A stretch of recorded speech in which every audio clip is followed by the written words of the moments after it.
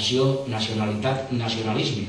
I avui, si m'ho permetiu, vaig a tractar d'interrelacionar els dos temes titulant la xerrada d'avui com a nacionalisme lingüístic.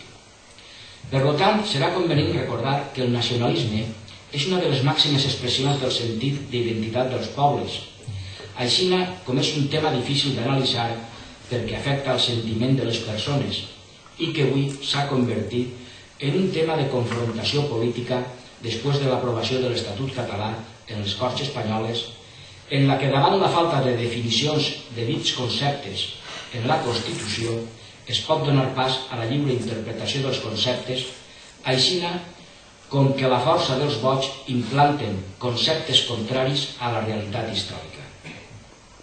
Se'n recordareu quan vos comenti que nació és una paraula polisèmica, o sigui, en multitud de significats. Els tenim des de la interpretació simplista del conjunt d'habitants d'un país regit per un mateix govern a interpretacions conceptuals més espirituals i filosòfiques relacionades en un poble que ocupa un determinat territori i que ha mantingut una llengua, tradicions, costums comunes i que volen continuar mantenint-les. Els pensadors o analistes es comencen a lligar el concepte de nació a partir del moment en què els col·lectius de persones que conviuen en un determinat territori adquireixen la llibertat i independència dels senyors dels que depenien i es començaren a decidir per ells mateixos. O sigui, en el moment en el que, degut al desenvolupament de les activitats artesanals i comercials, n'hi havia cada vegada més persones que no depenien dels senyors que dominaven una societat basada en una economia agrícola tancada que produïa el sistema feudal. El concepte modern de nació apareix en primer lloc en aquells puestos on la burguesia es comença a desbancar a la noblea aristocràtica i la seva estructura econòmica va configurant una nova tendència política per a defendre els seus interessos econòmics front als de l'aristocràcia.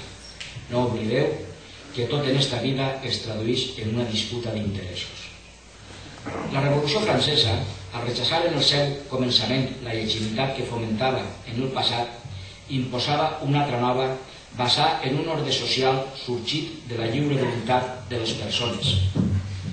La Revolució Francesa abolí la monarquia absoluta i va privar a la noblea dels privilegis que tenia. La Revolució Francesa senyala, pues, la frontera entre el nacionalisme antic i el nacionalisme modern.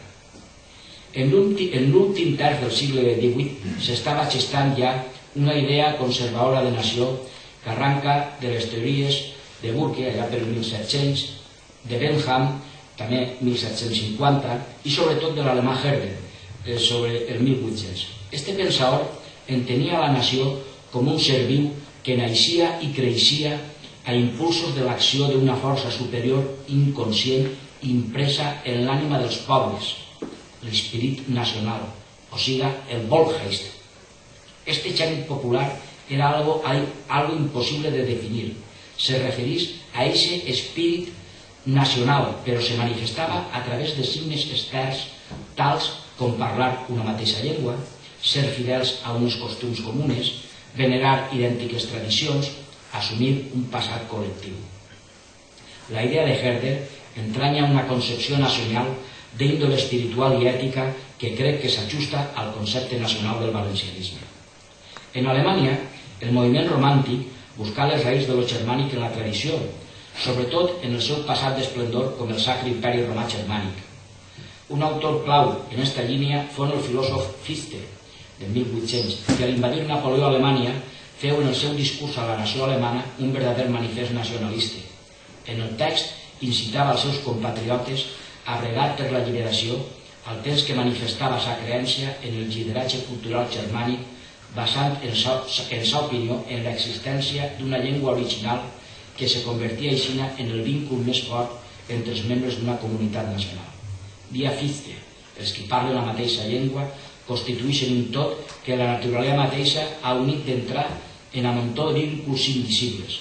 Eixos vínculs invisibles corresponen a aquest espírit nacional. Era el Volksgeist de Herder, que segons ell era impossible de definir. És aquest sentiment que duem les persones dins de nosaltres i que a cada un ens fa pensar que formem part d'un algo que és el que ens defineix i ens caracteritza. Tal volta el text clau del nacionalisme sigue la famosa conferència de Renan, que és una nació, 1882. En ella, en cap que evitara criteris racistes o exclusivament lingüístics, afirmar que la nació era un ànima, un principi espiritual forjat a lo llarg d'un esdevindre històric d'una herència comuna que se projectava en el present i proporcionava la base per a fer sòlida la voluntat de viure en comunitat. O sigui, que Renan aplica en sa totalitat el pensament de Herder i l'amplia projectant-lo cap al moment present en el desig de viure en comunitat i al mateix temps buscant sa continuïtat en el futur. Lenin encarregà a Stalin el treball teòric que ha passat a ser el text clàssic marxista sobre el nacionalisme. En ell se definia la nació com una comunitat humana, estable, històricament constituïda i vinculada a un territori, a una llengua, una cohesió econòmica i una psicologia comunes que se tradueix en una comunitat cultural. La falta d'un d'estos elements, dia Stalin, era prou per a posar en dubte la realitat nacional. Però com podem veure, aquests conceptes doctrinals del comunisme respecte a la nació no són seguits pels comunistes d'ací, els d'Esquerra Unida, que defenen la falsa entelèquia dels paillassos catalans quan el regne de València històricament mai ha tingut res que veure en els condats que ocupaven el que era la marca hispànica, avui conegut com Catalunya. Òbviament, el concepte espiritual, filosòfic de nació del romanticisme alemà expressat en el pensament de Burke, Bentham, Herder o Fichte no quedà a replegar en la primera Constitució espanyola de Cádiz, promulgada en nom de Fernando VII, al que s'anomena rei de les Espanyes.